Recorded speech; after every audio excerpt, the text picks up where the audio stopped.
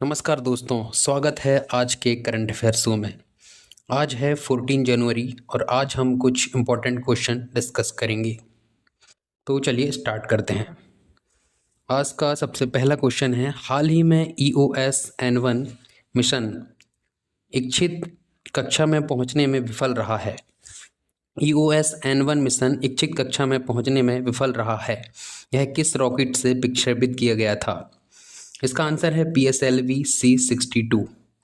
यह PSLV C62 से launch किया गया था, लेकिन यह असफल रहा। PSLV C62 से 16 उपग्रह लॉन्च किए गए थे, जिसमें EOS N1 यह पृथ्वी अवलोकन उपग्रह है, यानी अर्थ ऑब्जर्वेशन सैटेलाइट, और एक DRDO के सर्विलांस उपग्रह अन्वेषा, ये DRDO का सर्विलांस उपग्रह अन्वेषा भी लॉन्च किया गया था। साथ ही विदेशी उपग्रह भी शामिल थे, यानी टोटल 16 उपग्रह लॉन्च किए गए थे। इसका प्रक्षेपण तो सफलतापूर्वक हो गया था, लेकिन कक्षा में स्थापित नहीं हो पाया। प्रक्षेपण सफलतापूर्वक हो गया, लेकिन स्थापित नहीं हुआ। इसरो के 11th चेयरमैन की हम बात करें, यानी वर्तमान चेयरमैन की हम बात करें, तो वर्तमान चेयरमैन है वी नारायण। इसरो के वर्तमान चेयरमैन हैं वी नारायण। और इस उड़ान की हम बात करें तो यह PSLV की 64th उड़ान थी। तो ये था हमारा पहला क्वेश्चन। अगले क्वेश्चन की हम बात करते हैं, ये हाल ही में राष्ट्रीय युवा दिवस कब मनाया गया है? इसका आंसर है 12 जनवरी। हाल ही में राष्ट्रीय युवा दिवस 12 जनवरी को मनाया गया है। यह स्वामी विवेकानंद के जन्म दिवस के उपलक्ष्य में 12 जनवरी को हम राष्ट्रीय युवा दिवस मनाते हैं। स्वामी विवेकानंद का जन्म 12 जनवरी 1863 में कोलकाता में हुआ। इनके बचपन का नाम नरेंद्र दत्त था, लेकिन विवेकानंद नाम जो है खेतड़ी के महाराज अजीत सिंह द्वारा दिया गया। इन्होंने शिकागो धर्म सम्मेलन में 1893 सितंबर 1893 में इन्होंने भाग लिया था। और रामकृष्ण मिशन बहुत फेमस मिशन है, इसकी स्थापना भी इन्होंने करी थी। और रामकृष्ण मिशन की स्थापना 1897 में बेलूर मठ कोलकाता में इन्होंने करी थी। और इस मिशन का उद्देश्य था दरिद्र नारायण की सेवा करना। राष्ट्रीय युवा दिवस मनाने की घोषणा 1984 में हुई थी।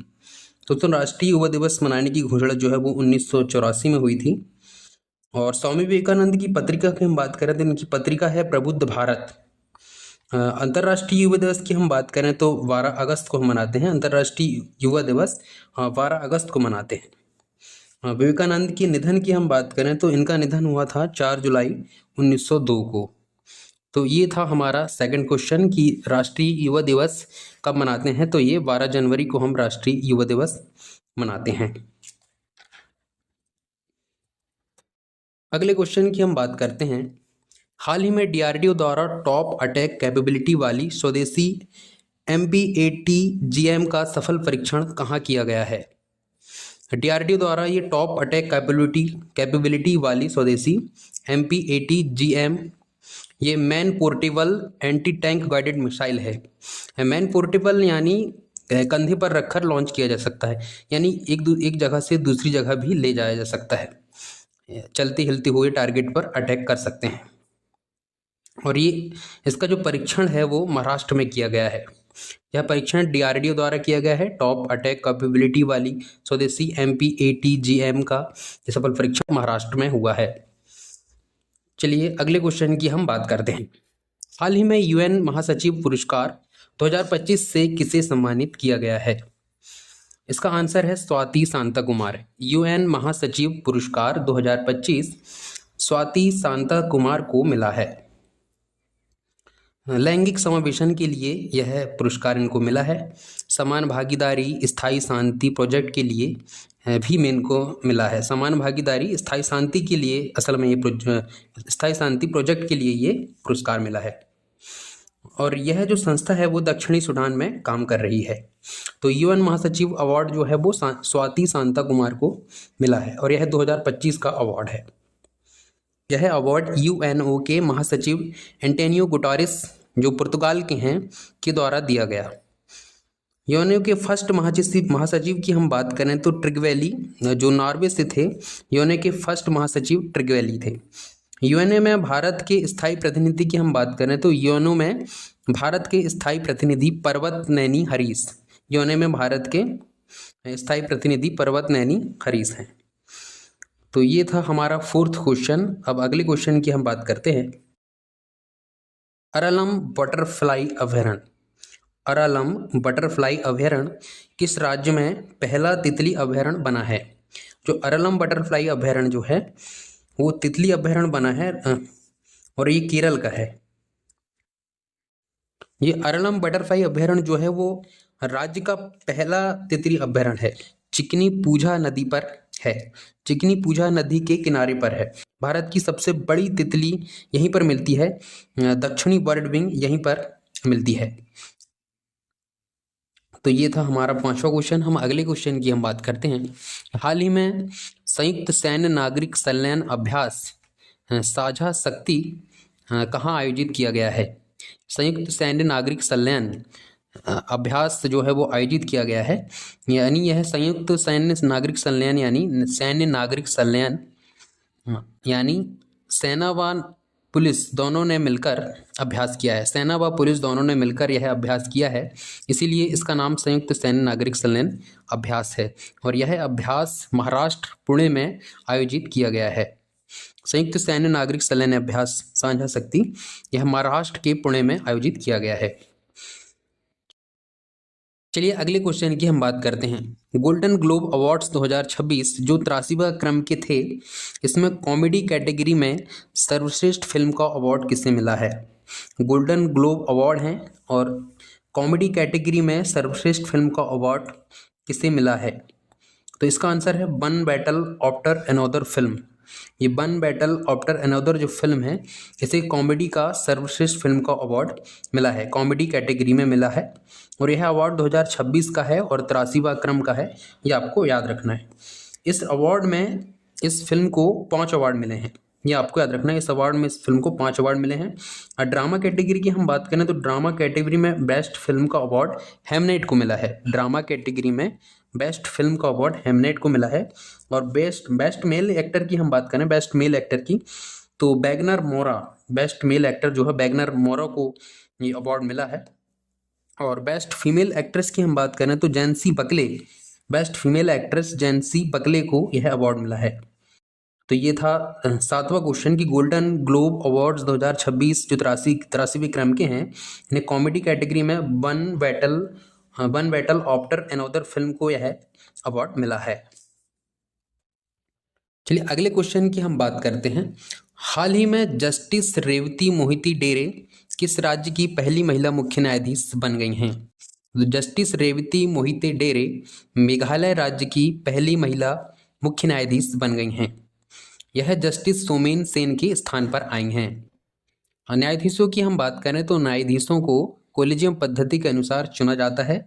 इस कोलेजियम प्रणाली में CJI यानी मुख्य न्यायाधीश प्लस 4 वरिष्ठ न्यायाधीश शामिल होते हैं।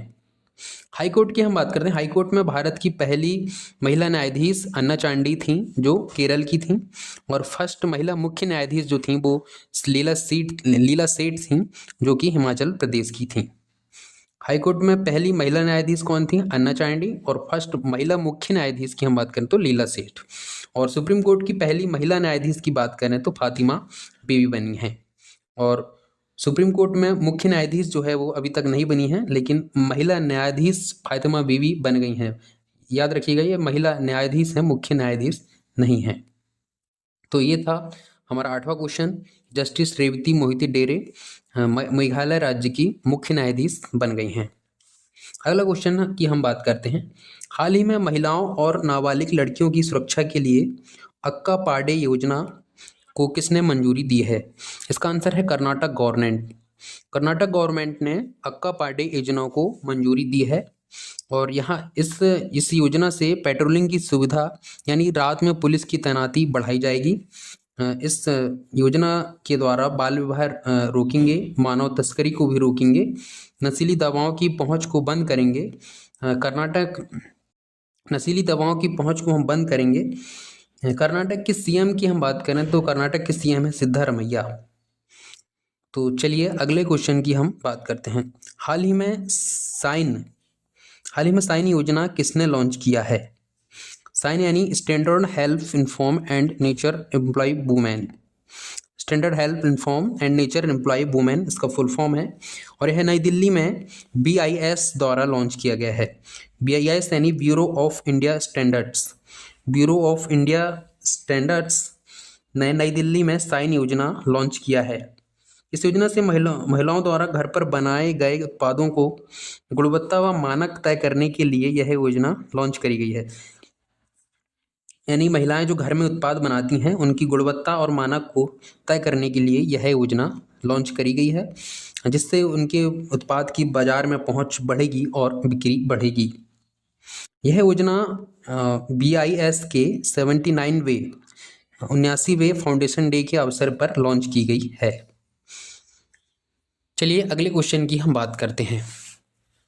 किस भारतीय राज्य ने विशेष गहन संशोधन के तहत NRI मतदाताओं को व्यक्तिगत रूप से उपस्थित हुए बिना दस्तावेज जमा करने की सुविधा के लिए ERONET प्रणाली शुरू की है?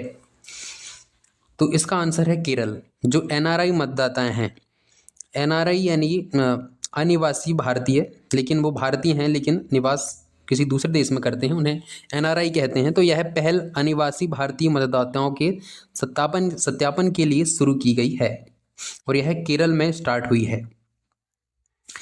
चलिए अगले क्वेश्चन की हम बात करते हैं। 5वां LG Cup ice hockey tournament हाल ही में जनवरी 2026 में किस स्थान पर शुरू किया गया है? इसका आंसर है ब्यामाथोंग आइस हॉकी रिंक कारगिल।